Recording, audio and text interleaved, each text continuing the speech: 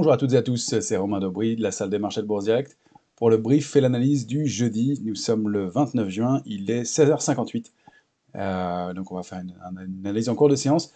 Pas mal d'éléments à regarder aujourd'hui, il y a pas mal de messages intéressants sur les différents actifs. Merci à toutes et à tous pour vos likes, vos partages, vos retweets, pardon, et pensez à vous abonner comme toujours à la chaîne Bourse Direct YouTube et à nos comptes Twitter respectifs. Et puis si vous voulez plus d'informations sur le service Info d'Expert, c'est dans la description, dans le descriptif de la vidéo. Une fin de semaine intéressante, des indices qui sont un petit peu repris depuis quelques jours, depuis quelques heures, un petit peu de mieux graphiquement, techniquement, mais toujours avec une absence de soutien qui est manifeste et importante. On va le voir. Donc du côté des marchés dérivés, je regardais sur le CAC 40, on a baissé de 0,37%, la position ouverte a baissé de 7%. Sur l'Eurostoxx, il a baissé de 2% environ, et depuis l'échéance des marchés dérivés du 16 juin, et la position ouverte a baissé de 1,5% environ. Sur le S&P, pareil, pas de construction d'intérêt, il n'y a quasiment aucun changement. Donc on a des marchés qui sont un peu en situation d'attente, qui ne prennent pas d'initiative. On rappelle qu'au moment de l'échéance, on avait laissé mourir entre 20 et 30% selon les actifs de position sur les marchés dérivés. Donc il y a beaucoup à reconstruire, il y a des liquidités, des intérêts qui ne sont pas en place, et pour l'instant on voit que c'est plutôt mitigé, des marchés qui nagent un peu en eau trouble avec pas de signaux très clairs. On a du côté macroéconomique bien aujourd'hui un signe intéressant du côté des marchés américains, puisque le PIB, donc l'activité économique américaine, est ressortie en hausse supérieure aux attentes, 2% pour le premier trimestre pour la dernière estimation. C'est meilleur qu'attendu. Donc ça laisse les indices traditionnels, on va dire, bien dans des mouvements plutôt haussiers. Sur le Nasdaq, ça pèse un petit peu, évidemment, puisque ça pourrait peser sur l'évolution de la politique monétaire. Et puis on a demain, vendredi, l'indice PCE des prix à la consommation des ménages aux États-Unis. Ça, c'est le marqueur, le chiffre le plus important de l'inflation regardé par la Fed. Celui-là, il va être extrêmement important, et donc il y a un peu de fébrilité, on le voit, en amont de cette publication-là. Du côté de la macro toujours, pour la semaine prochaine, il y a pas mal d'éléments.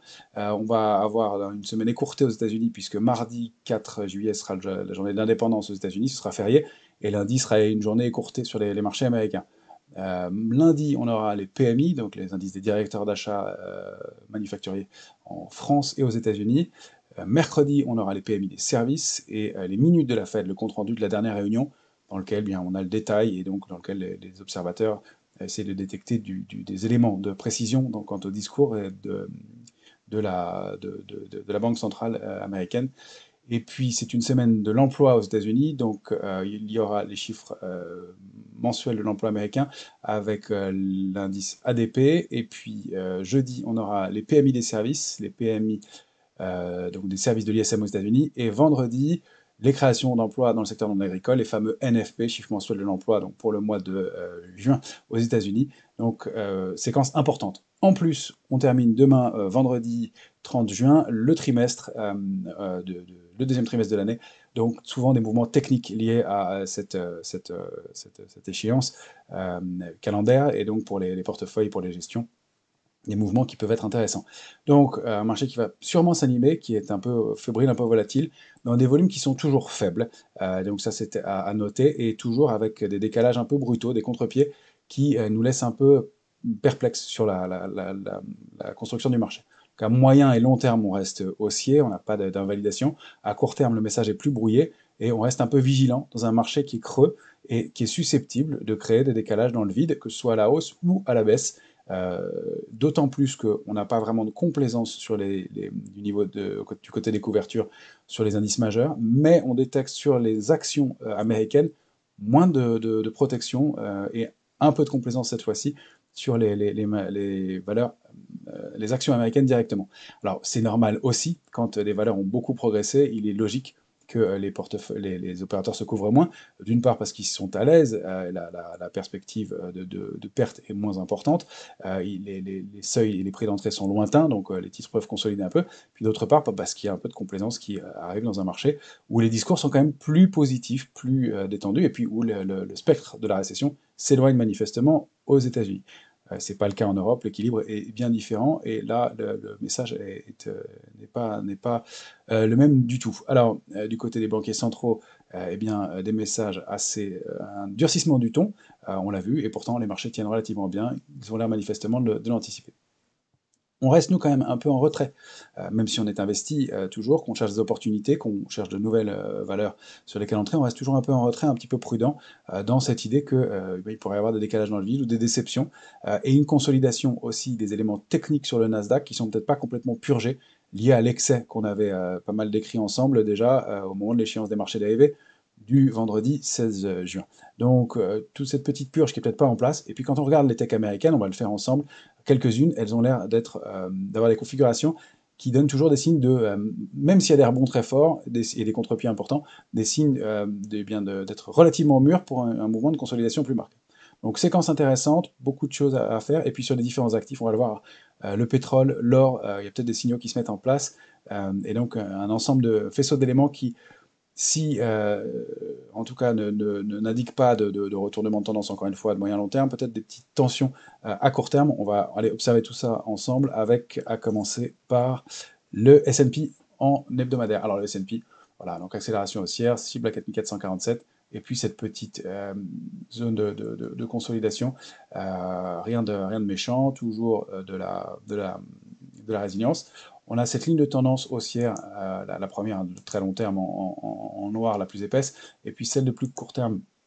Ici, on voit qu'on en est assez loin, donc on peut aller tout doucement consolider et peut-être avoir du mal à franchir à court terme, ou en tout cas avant les publications des entreprises, ces niveaux-là. Quand on zoome, le message est le suivant, voilà, accélération haussière, on avait donc ce gap baissier qu'on a commenté, un coup d'arrêt dans la tendance, des rebonds quand même significatifs, et puis on n'arrive pas à déborder pour l'instant, 4385, on est un peu bloqué. On n'a pas de figure de retournement à proprement parler qui se met en place, même si on pourrait avoir alors, une tasse et pourquoi pas une anse par la suite, pour aller chercher donc, des niveaux médians, 4273, 4278, la zone d'alerte de court terme, rien de méchant.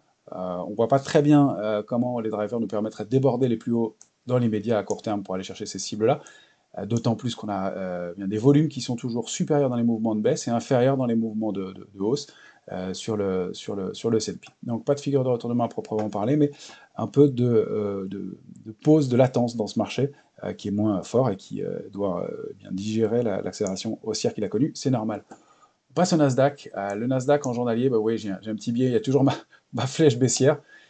Nasdaq, on avait eu cette fameuse couverture en nuage noir, accélération baissière, des volumes toujours supérieurs dans les séquences de baisse, et même si on a des rebonds assez significatifs et qu'on se maintient toujours au-delà du canal haussier précédent, eh bien, de l'hésitation, des reflux. Alors on a ce niveau, 15 042, qui va devenir vraiment le petit plafond de verre pour voir si on peut réaccélérer et aller chercher les tops, et pourquoi pas invalider cette séquence de consolidation, ou eh bien, accélérer à la baisse et passer sous 14 785, là, et donc réintégrer le canal et risquer d'aller accélérer. Encore une fois, ça n'est qu'une consolidation dans un mouvement de hausse fort, hein. Notre zone cible, donc 14 574, est vraiment un pivot important. Sous ce niveau-là, on pourrait vraiment accélérer un peu plus. Et si on réussit à se maintenir au-dessus, pourquoi pas consolider latéralement ou repartir ensuite. Encore une fois, c'est un actif fort, on n'a pas de signaux de retournement marqué. Alors on a peut-être ce début de structure de retournement en épaule, tête, et pourquoi pas construction d'une épaule, ça pointerait à début juillet. Donc attention à ce signe-là, avec toujours des volumes hein, qui sont un peu plus lourds dans les mouvements de retournement. On a encore une fois pas des configurations aussi fortes, on voit ces mèches de rejet aussi, à court terme, hein, j'entends, même si, j'insiste, c'est pas pour nous un retournement majeur, au contraire, peut-être des points d'entrée, une purge un peu technique liée à des excès de court terme. Et puis, bien, si on regarde du côté de la volatilité, j'ai détecté cette petite zone de compression qui était intéressante, un petit biseau bien testé ici, une fois, deux fois et trois fois en bas, une fois, deux fois et trois fois en haut. Rien de méchant, mais ça pourrait donc donner une petite compression de la volatilité pour rechercher des niveaux aux alentours de 16,30, 16,40. Et un petit mouvement haussier qui pourrait se mettre en place sur la volatilité. Alors on est aussi prudent hein, avant un indice PCE, avant un grand week-end aux États-Unis, avant des chiffres mensuels de l'emploi, et puis après une séquence haussière dont on voit bien qu'elle cale un peu. Donc voilà, rien de méchant, mais on surveille ça, ce petit signe intéressant. Puis si on va chercher du côté des valeurs tech, encore une fois, pas de signaux de faiblesse marqués, mais j'attendais un peu que l'ouverture ait avancé pour vous montrer différentes valeurs. Vous voyez, Alphabet Google, dont je pense hein, qu'elle est à conserver dans un portefeuille de moyen long terme, c'est une valeur technologique par définition, moteur dans l'intelligence artificielle par définition, avec sa base de données colossale et qui est, à mon avis, un incontournable des années à venir, mais là, à court terme, cette structure de retournement avec accélération, petit throwback, et puis là, une petite bougie d'indécision, rien de méchant encore, mais voilà, une cible idéale qui se situerait aux alentours de 112,95, peut-être un petit peu au-delà, une pause légitime, après une accélération baissière importante, et puis, encore une fois, structure de retournement haussière énorme qui s'est construite sur plusieurs mois, et puis là, c'est une structure de retournement de quelques jours, on est en journalier sur Alphabet, et bien, donc, juste une petite pause, de quoi consolider cette accélération haussière, aller combler pourquoi pas ce gap et repartir, mais donc rien de méchant, encore une fois un peu d'indécision. Si on regarde Amazon, eh bien Amazon, on l'évoque depuis plusieurs jours ensemble, vous voyez, cette oblique haussière de long terme, alors je vais même reculer en hebdomadaire, est-ce que ça suffit? Oui, c'est une oblique majeure, hein, février 2016, testée encore et plusieurs fois, avant d'accélérer à la baisse, et on y revient. Et donc, bah, après cette accélération haussière, il faut consolider un peu pour trouver l'élan, la dynamique nécessaire. Et on voit que le marché l'a bien observé, puisque on l'évoque ensemble depuis plusieurs jours, il y a des rejets, tentatives de franchissement de cette oblique, puis des mèches de rejet en haut. Alors encore une fois, pas d'éléments méchants, des volumes un tout petit peu plus appuyés dans ces mouvements de consolidation, c'est pas très fort non plus, retourner pourquoi pas donc à 123,53 dans un premier temps, et puis chercher les premiers niveaux de support majeurs, ou niveau de support intermédiaire, 119,08, pourquoi pas. Ça donne pas des mouvements très très importants, mais juste, encore une fois, l'idée d'une pause dans le marché. Apple, alors, elle, donne aucun signal de faiblesse, si ce n'est des volumes qui diminuent. Sa prochaine cible légitime, c'est 194,30, hein, il peut y avoir des divergences aussi au sein de l'indice. Voilà, bon, encore une fois, des volumes en baisse et très nettement inférieurs à la moyenne des semaines précédentes. Pareil, un petit retracement qui pourrait se mettre en place.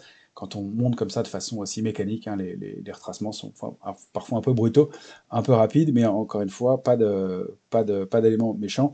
Le ratio risque-rendement devient évidemment plus défavorable à l'achat sur ces niveaux-là. Microsoft, pareil, de la décision, pas de figure de retournement. Alors, est-ce qu'on construit quelque chose, une structure? Pourquoi pas, on va le voir dans les jours qui viennent. On est au-delà d'un niveau de support important, 327,20, des volumes qui sont en baisse.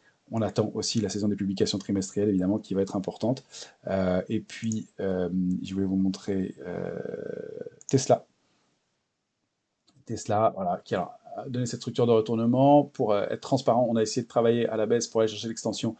On a été stoppé assez rapidement parce que je voulais pas retourner autour de cette ligne de coup, mais on voit cette bougie d'indécision encore et ce plafond de verre qui est situé donc aux alentours de 260, qui est vraiment un niveau de résistance autour duquel on va voir si le titre va se reprendre. Encore une fois, avec des volumes qui sont inférieurs dans les mouvements de hausse et plus importants dans les accélérations baissières. Donc toujours un risque. Voilà, une configuration qui n'est pas évidente à travailler. Il faut le dire aussi. Petite parenthèse là-dessus, ça n'est pas un retournement de tendance profond. Et moi, j'y vois dans cette séquence des grosses mains qui allègent un peu des positions et qui ne mettent pas de pression baissière, mais donc qui, pour des raisons techniques qu'on a évoquées liées à l'échéance des marchés dérivés, eh bien peut-être doivent alléger des positions en titre, et puis des prises de bénéfices qui se font, et donc on vend un petit peu, et puis d'un coup, on enlève cette pression baissière, les carnets se vident, et on remonte sur rien. C'est-à-dire que quand il n'y a plus de vendeurs en face dans le marché, eh bien, les titres remontent avec, comme on le voit en ce moment, des volumes qui sont très très faibles, et c'est mécanique. Alors graphiquement, visuellement, en termes de prix, on se dit bah, les titres vont bien, ça ne baisse pas, ou dès que ça baisse, ça revient. Moi, je me méfie un petit peu de ces configurations-là, où une mauvaise nouvelle, quelque chose d'un peu marqué, une surprise, pourrait bien rappeler à l'ordre des investisseurs qui sont un tout petit peu plus détendus, un peu plus complaisants dans un marché qui est dans lequel le message des banquiers centraux a été un peu plus dur, dans lequel effectivement l'économie américaine se reprend, ça c'est plutôt pas mal, mais dans lequel on attend une saison des publications des entreprises qui ne va pas être extraordinaire, probablement, alors le marché l'a pricé, mais on est quand même relativement haut, en tout cas sur ces indices-là.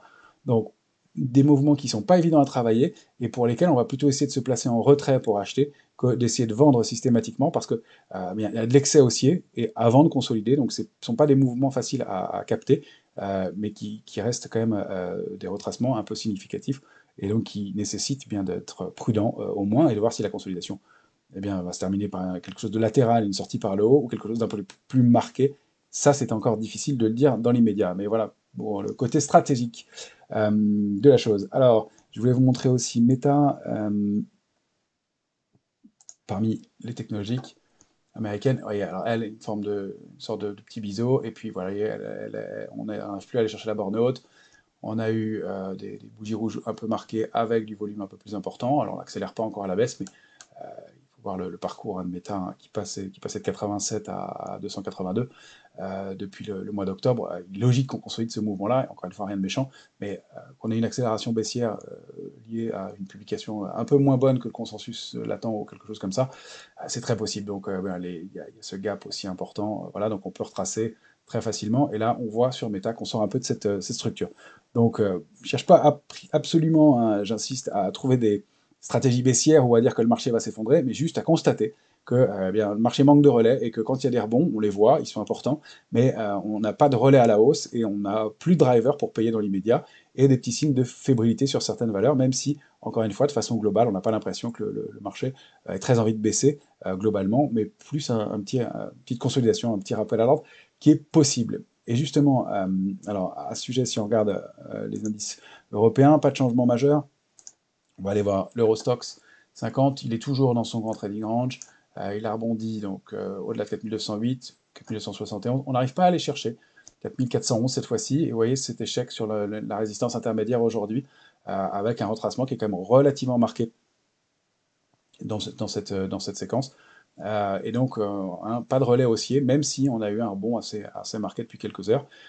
Mais encore une fois, un peu de fragilité. Donc, on attend, on surveille, sans se précipiter, et on reste, nous, protégés un petit peu, encore une fois, pour un peu de spéculation baissière, mais pas de mouvement d'alerte majeur. Le DAX, c'est un peu la même chose dans son trading range parfaitement respecté, un 15 714 en bas. On a buté sur 15 994, le range qu'on avait bien indiqué en début de semaine fonctionne très bien, mais on n'arrive pas à aller chercher l'autre moitié et la borne haute. Échec contre ce niveau-là, et donc retracement pour l'instant avec ce petit gap qui eh bien, restera ou pas ouvert, et donc qui serait plus un gap de rupture, ou dans ce cas-là un gap commun s'il était comblé. Mais en tout cas, à surveiller un niveau évidemment toujours important, ces gaps sur le marché. Sur le CAC 40 cash, eh bien voilà où on a été buté aujourd'hui. Là, on a trouvé cette oblique, hein, donc point haut du 19 mai, point haut du 16 juin, et puis aujourd'hui, on est allé buter dessus parfaitement. Je me demandais pourquoi on n'était pas allé chercher la résistance à 385, et donc c'est cette oblique qui l'explique. On a buté donc sur ce point haut du jour. Encore une fois, hein, pas de retournement majeur, mais un retracement un petit peu marqué contre ce niveau, et pas de relais dans une hausse qui semblait pourtant bien indiquer la prochaine résistance avec fermeté et vigueur, mais toujours des volumes qui sont relativement faibles dans cette période d'attente, hein, ce qui est relativement normal. Sur le futur CAC 40, on peut le voir d'une façon un peu similaire. Là, je vais me mettre en 14 heures. Euh, on a ce grand trading range, 7158 en bas, notre alerte de court terme, on pourrait l'étendre, hein, l'alerte, parce qu'on a fait des mèches basses un peu plus larges, et voilà, moi je le garde pour l'instant ici parce qu'on n'a pas clôturé en dessous dans les dernières séquences, on l'a bien préservé, donc il ne faudrait pas qu'on clôture une séance en dessous, ça donnerait un niveau d'alerte un peu rehaussé, compte tenu du contexte. Bien, on a débordé, on a comblé ce gap hein, du jeudi 22 juin, on est repassé au-dessus, on se réinstalle, on a débordé la médiane du range à 7284,5, c'était important, on a clôturé au-dessus, donc signal haussier, et puis on accélère, mais on n'arrive pas à aller chercher la borne haute, 7382, on bute dessus, et peut-être petite creux sommet en pince, pardon, aujourd'hui en 14 heures, on s'arrête sur un niveau de résistance intermédiaire, encore une fois pas d'alerte majeure, mais un mouvement qui s'est un peu essoufflé, qui n'a pas trouvé vraiment de relais non plus, dans des volumes qui restent assez faibles aussi. Donc on passe sur la borne haute du range, le biais est un peu plus haussier tant qu'on est en clôture au-delà de 7284,5. Si on repasse en dessous, biais plus baissier, avec un risque de consolidation un peu plus marqué. L'alerte de moyen terme, encore une fois, elle est un peu plus lointaine, 7074, 6994, 7074 serait un niveau de retracement un peu significatif. Alors, parmi les valeurs à Paris, on n'a pas énormément de signaux haussiers. C'est un peu ce qui nous met dans cette situation un peu de prudence, d'attente. On est rentré sur quelques titres, mais on avait recommandé Renault, hein, qui était intéressante. On l'a évoqué plusieurs fois ensemble. Le secteur automobile est bien un secteur fort en ce moment. On le voit. Bougie en journalier sur Renault, alors avec une bougie un peu d'indécision, mais elle annonce des perspectives meilleures qu'attendues, et donc elle redéborde 37,90. Elle bute contre le canal haussier au sein duquel elle a évolué depuis plusieurs mois. Elle peut se réinstaller au-dessus, mais c'est un niveau de résistance important. Donc le secteur automobile et les équipementiers restent des secteurs forts, et le rare secteur fort en ce moment dans un marché qui est assez homogène de ce côté-là. On avait évoqué en début de semaine ensemble OVH en parlant d'un petit Arami. Il s'est confirmé, hein, OVH a accéléré à la hausse de façon assez significative. On avait évoqué ce petit Arami lundi, et accélération haussière un peu marquée avec un gap de rupture, encore une fois, alors dans des volumes qui ne sont pas extraordinaires, mais un peu plus étoffés aujourd'hui. On n'a pas des cibles énormes, hein, mais à retourner sur des niveaux un peu en deçà de 10, pourquoi pas. On n'a pas de figure de retournement non plus, il va falloir construire quelque chose, mais en tout cas, une baisse qui s'est arrêtée sur ce titre-là. On a Aramis Auto aussi, qu'on avait évoqué plusieurs fois, qui déclenche un petit signal haussier, Aramis Group, voilà, alors qui baissait depuis plusieurs mois, qui avait réaccéléré très fortement depuis la mi-avril, et donc une petite sortie au-delà d'une ligne de tendance baissière. C'est plus un fanion, hein, il a encore que il a débordé le, la ligne de tendance baissière, si très très légèrement après moins de 3 semaines. Donc petite accélération haussière possible. En plus, ça se fait avec des volumes un peu plus étoffés que les mouvements précédents. Donc pourquoi pas aller rallier les plus hauts et puis continuer à accélérer un peu pour un titre qui avait consolidé et baissé pas mal depuis plusieurs mois et qui se reprend bien. Donc il y a quand même de belles histoires, hein, dans ce marché. Il y a des mouvements intéressants. Je retrace le fanion. Il a beaucoup retracé quand même pour être un fanion, mais sorti avec des volumes plus marqués. Ça donnerait une cible qui est située aux alentours de 6,44 environ pour ce titre, Aramis, qui fait partie des valeurs qui se reprennent. Puis on a Imeris aussi, qu'on avait travaillé il y a quelques temps, sur lequel on est rentré là, qui bénéficie d'un bon news flow, encore une fois, découverte d'un nouveau champ de lithium, il me semble, donc accélération haussière, pile au-delà de la résistance à 34,70, avec des volumes pareils qui viennent étoffer ce mouvement, et une configuration, si on dézoome, voilà, qui donne du potentiel, hein, haussier pour le titre, et surtout si elle parvenait à déborder 38,40, niveau sur lequel elle avait buté dans le courant du mois de février. Donc un mouvement plutôt sain. Voilà, donc il y a quand même des éléments intéressants sur pas mal d'actions en ce moment, même si on reste dans une configuration un peu mitigée et un peu prudente. Et puis je voulais vous montrer le Brent qui a l'air de compresser et dont je ne serais pas surpris qu'il y ait une sortie euh, par le haut dans les jours ou dans les heures qui viennent.